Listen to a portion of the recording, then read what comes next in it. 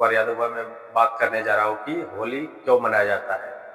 होली त्यौहार के पीछे क्या संबंध है जो कि इस तरह से पौराणिक और परंपरा के तौर पे मनाया जाता है।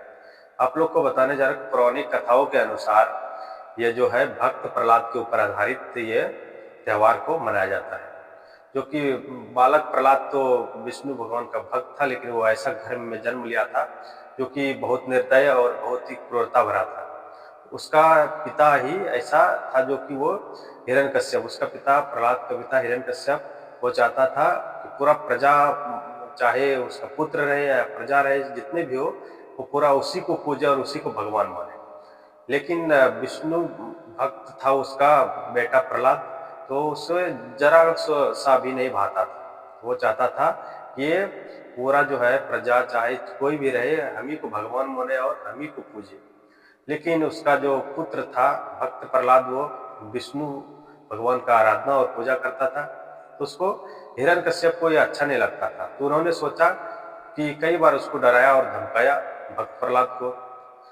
तब उसके बाद जब वो कई बार उससे मारने का योजनाएं बनाई, उसको मारने का धमकियां दी और डराया धमकाया, लेकिन फिर भी नहीं माना और वो विष्णु भगवान का आराधना और पूजा करता था। तब उसके बाद हिरण्यकश्यप ने सोचा कि इसे किसी तरह से मारा जाए, लेकिन वो कई बार असफल रहा और नहीं मार पाया। तब उसके बाद उसका बहन जो होलिका था, उसको आग में नहीं जलने का वरदान था।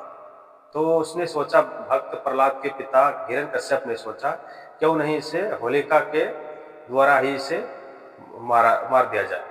तब उसने अपने घर पे बहुत सारे लकड़ियों को इकट्ठे किया और उसके ऊपर बहुत सी लकड़ी दिया और उसमें आग लगा दिया। जब आग अच्छी तरीके से प्रज्वलित हो गया और धधक रहा था, तब उसने होलिका को पहले से उसको बोल दिया था कि इसको भक्त प्रहलाद को लेकर के उसमें बैठना है।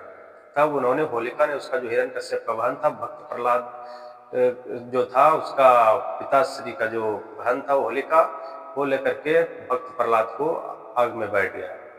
आग में बैठने के बाद जब भक्त प्रहलाद उसमें बैठा तो सारे जगह खलबली मच गया और सोचा क्यों ना से भक्त प्रहलाद के लिए कोई आराधना किया जाए।